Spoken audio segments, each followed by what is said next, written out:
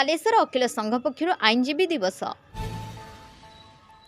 ओडिशार प्रथम बारिस्टर मधुसूदन दास केवल जड़े प्रतिष्ठित आईनजीवी नथिले बरं से जड़े प्रचंड स्वाभिमानी और निर्भीक व्यक्ति थे। जेतेबेले ओडिशा निजर अस्तित्व हराइथिला सेतेबेले समस्त ओडिया को एकत्रित करिपारे से प्रमुख भूमिका ग्रहण करथिले। तांको प्रचेष्टारे स्वतंत्र ओडिशा प्रदेश गठन करा जायथिला। केवल एतिकी नुहे ओडिया साहित्य प्रति तांकर अवदान थिला अतुलनीय। प्रकृत में से भारत रत्न पाइबाकू हकदार बोली बालेश्वर वकील संघ पक्षर आयोजित मधुसूदन दास का 177तम जयंती आईनजीवी दिवस अवसर में अतिथि माने करिथिले। 2 नंबर बार हॉल रे आयोजित स्वतंत्र कार्यक्रम संघर सभापति केशव कुमार आचार्य अध्यक्षता करथिले। मुख्य अतिथि भावे बालेश्वर जिला अदराज सत्यनारायण मिश्र, मुख्य वक्ता भावे वरिष्ठ आईनजीवी रविन्द्र चंद्र दास, सम्मानित अतिथि भावे राज्य आईनजीवी परिषद सदस्य और डेपुटी सॉलिसिटर जनरल प्रसन्न कुमार पाढ़ी, संघर संपादक संबित कुमार नंदी प्रमुख जोग देइथिले। सेमाने मधुबाबू बहुमुखी प्रतिभा संपर्क में सूचना देवा सह तांको जीवन उपरे आलोचना करि।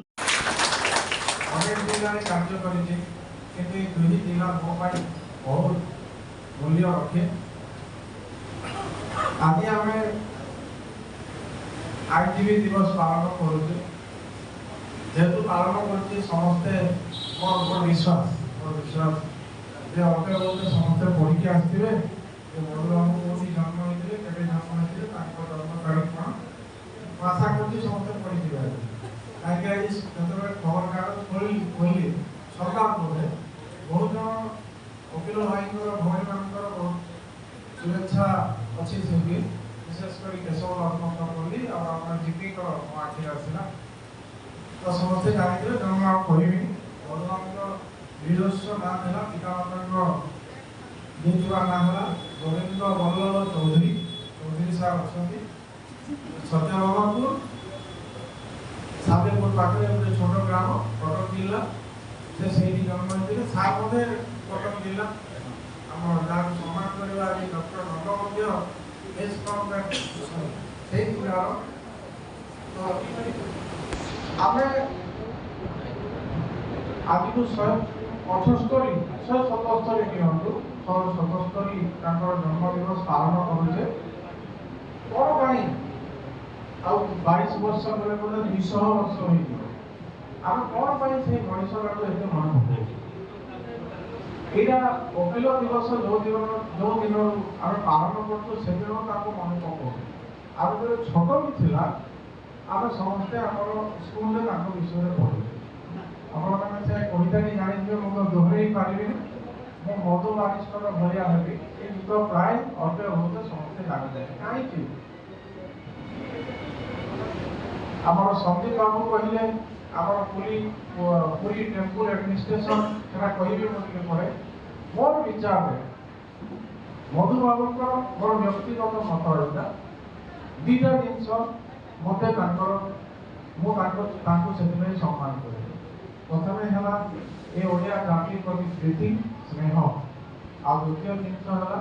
इंग्राजी सार्टिफिकेट पढ़े अनरिलेंटिंग स्पिरिट मान केवे हारी जाई नथिबा मनोभाव जो स्पिरिट जो उद्यम जो उत्साह आम गोटे उदाहरण देले मन पड़ो आप बोधे बुझीपार जहाँ कहना चाहूँ सेटा आम उत्साहटा सागे सागे बढ़ी चलो एमती करदे मातवा पिटिदवा एमती करदे किंतु आम निजे समस्ते जानू उत्साह जिते ऊपर को उठे से उत्साह कमी जाए। से स्पिरिटा आम धीरे धीरे कालक्रम डाई डाउन हो जाए प्राय मरी जाए। किंतु से मनीष पाखे से जो spirit till his last breath थी आप समस्ते जानते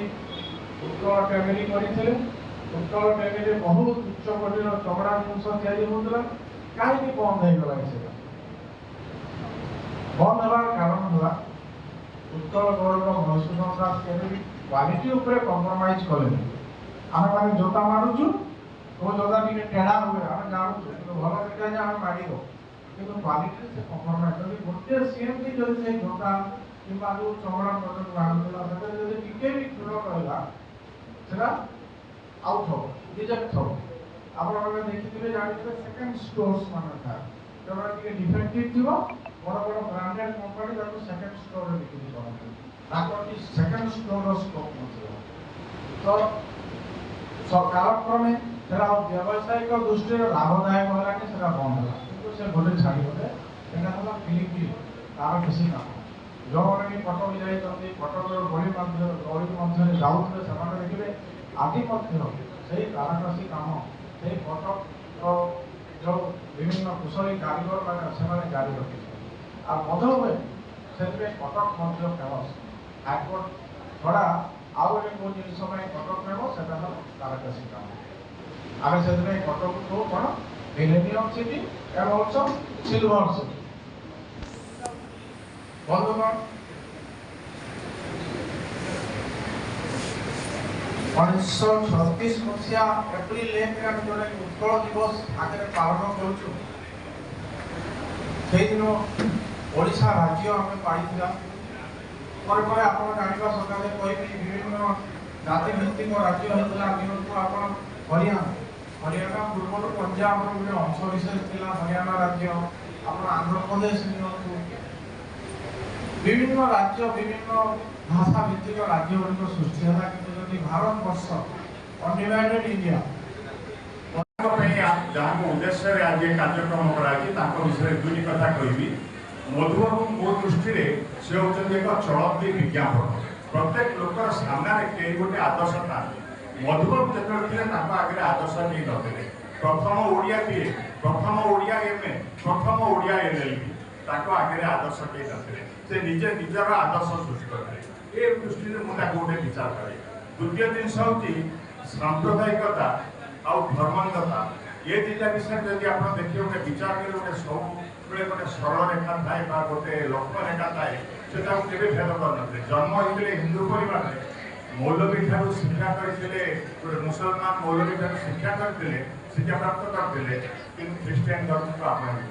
तीन धर्म समन्वय से धर्मनिरपेक्षता रक्षा करते ये विषय कही मो प्रोफेशन विषय दुई पद कथा साथ जो मत आदेश देले से विषय कहबी देखु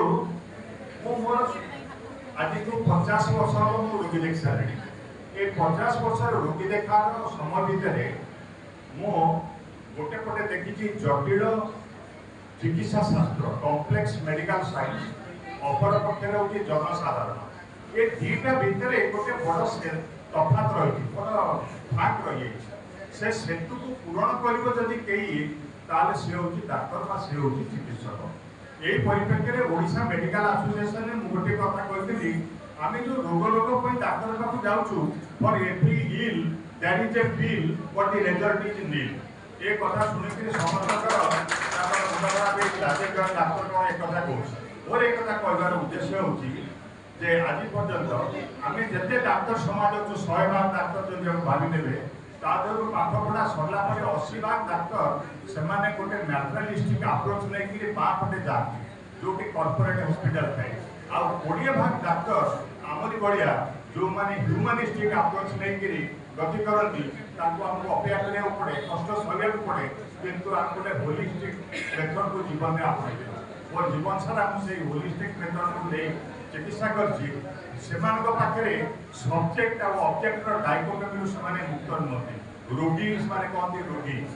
रोगी हूँ गोटे जंत्र ये हूँ जंत्रिता ठीक करेंगे कि आम विचार में जदि आज आज आसमर मो देह देखापी मुझे रोगी बोली भाविनी मुझे भावे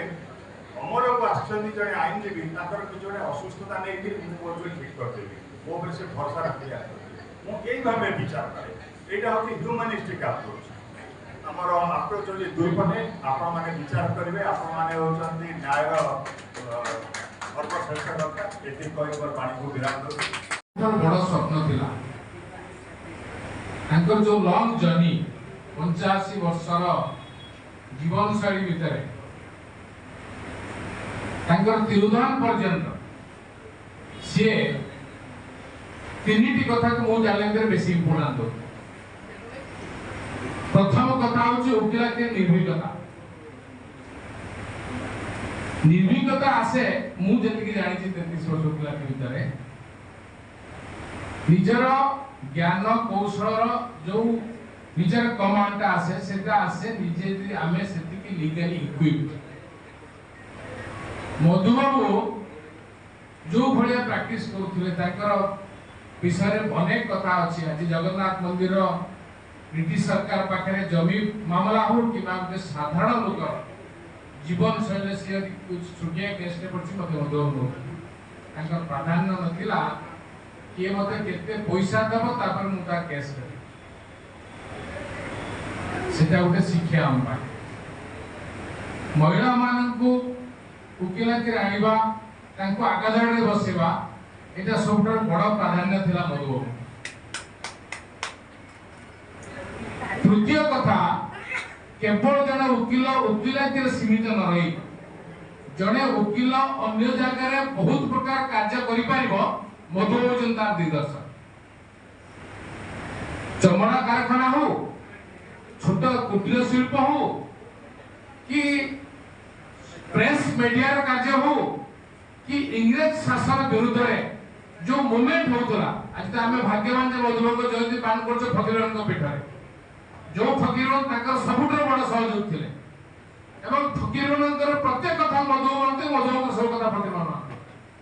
ता कारण गोटे समभावापन्न मनुष्यर भावर आदान प्रदान हुए। आ मधुबाबू से जड़े मनीष थे जे दिन राति चिंता करते ओडिशा केमती स्वतंत्र हम ओडिशा वकील माने केमती आगु जीवे ओडिशा समाज केमती आगु जीव ओडिशा रे इंग्रेज शासन केमती हटिबो देश रे केमती मूवमेंट ठीक ठाक रहइबो। तम जन्म जयंती अवसर आपण मानक समस्त को पुणी तर अभिनंदन जणाउछि। बंधुगण आज आम पालन करूँ जहाँ जन्मदिन जन्म उत्सव से आउ कहीं नुहति जे नव उत्कल निर्माता स्वतंत्र उत्कल प्रदेश गठन मुख्य पुरोधा ओडिया जातिर गर्व और गौरव मुकुट विहीन सम्राट प्रचंड स्वाभिमानी मधुसूदन दास से आउ कहीं नुहति आम वकील समाज तथा सारा ओडिशा गर्व और गौरव मधुसूदन दास। बंधुगण आज आमे जो एठी बसिछु ओडिया रे कथा कहूछु एटा वास्तविक संभव हे परछि। से होचंती मधुबाबू नथिले होय तो ओडिशा अवस्थित आज न थांता ओडिया भाषा आज विकास न थांता आमे जो ओडिया बोली गर्व करूछु ता संभव हे पान थांता। मधुबाबू को संक्रांत रे कहबाकू आमा गहणे उपस्थित से हमर मुख्य वक्ता मुख्य अतिथि जे मु गुटिए कथा दुई चारि पद मधुबाबू को संपर्क रे कहबाकू चाहे जे मधुबाबू थिले जे स्वतंत्र ओडिया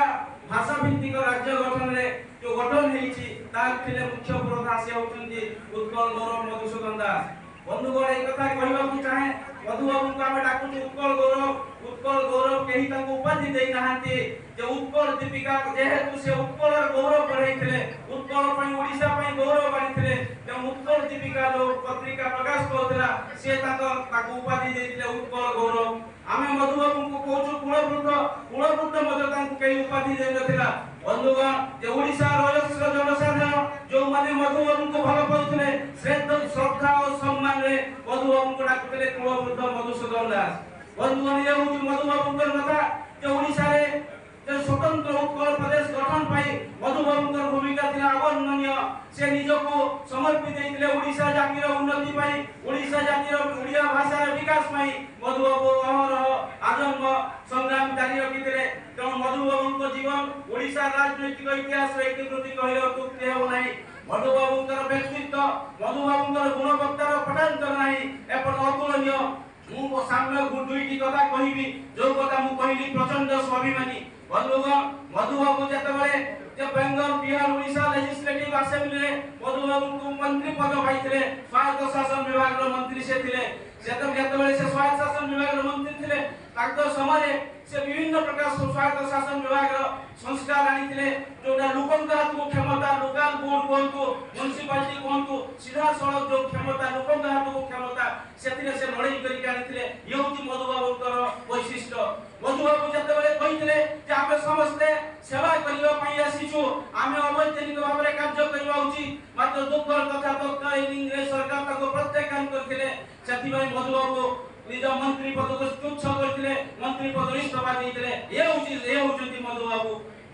लड़ीथिले नारी शिक्षा पई जेतबे आज जो माने कि महिला माने बसचंती जो माने वकिलाती करचंती सेतबे महिला मान अधिकार नथिला वकिलाती करिया पई मधुबाबू लड़ीथिले पटना हाई कोर्ट निज वरिष्ठ जुक्ति उपस्थापन करिथिले किंतु दुखर कथा तत्कालीन पटना हाई कोर्ट राय मधुबाबू को विरुद्ध जाइथिला किंतु मक्षाथिले मधुबाबू बसी जाई नथिले मधुबाबू जाइथिले बिलात जाइथिले सेठी पीआईएम फाइल करथिले प्रिवी काउंसिल पाखे सेठी तांकर वरिष्ठ जुक्ति माध्यम रे मधुबाबू जुक्ति जीतिथिले से जो मकदमा जीतिथिले एवं आज महिला माने से माने निज अधिकार पाइछंती आईन व्यवसाय करिया पई ଏହି ଅବସରରେ ସମାଜର ବିଭିନ୍ନ କ୍ଷେତ୍ରରେ ଉଲ୍ଲେଖନୀୟ ସଫଳତା ହାସଲ କରିଥିବା ଡାକ୍ତର ଚୌଧୁରୀ ସତ୍ୟବ୍ରତ ନନ୍ଦ ଗୌରାଙ୍ଗ ପାଣିଗ୍ରାହୀ ସୁଧାକର ସେଠୀ ଅରୁଣ କୁମାର କର ଡମ୍ବୁରଧର ଚଣ୍ଡଙ୍କୁ ସମ୍ବୋଧିତ କରାଯାଇଥିଲା। ସତ୍ୟେନ୍ଦ୍ର ଉମାଶଙ୍କର ରାଉତ ଅତିଥି ପରିଚୟ ପ୍ରଦାନ ଜିତେନ୍ଦ୍ର କୁମାର ଉପାଧ୍ୟାୟ ସମ୍ବୋଧିତ ପ୍ରତିଭାଙ୍କ ମାନପତ୍ର ପାଠ କରିଥିଲେ। ବିଶିଷ୍ଟ ଆଇନଜୀବୀ ରମେନ୍ଦ୍ର ପାଢ଼ୀ ସ୍ମୃତି କମିଟି ସହଯୋଗରେ ସଂଘ ପକ୍ଷରୁ 5 ଜଣ ନୂତନ ଆଇନଜୀବୀଙ୍କୁ ସେମାନଙ୍କର ଦକ୍ଷତା ବୃଦ୍ଧି ପାଇଁ ଆଇନ ପୁସ୍ତକ ପ୍ରଦାନ କରାଯାଇଥିଲା। ପୂର୍ବରୁ ଆୟୋଜିତ ବକ୍ତୃତା ପ୍ରତିଯୋଗିତାରେ କୃତି ଛାତ୍ରଛାତ୍ରୀଙ୍କୁ ସମ୍ବୋଧିତ କରାଯାଇଥିଲା। ଉପସଭାପତି ରଞ୍ଜିତ ପଣ୍ଡା ସମସ୍ତଙ୍କୁ ଧନ୍ୟବାଦ ଅର୍ପଣ କରିଥିଲେ।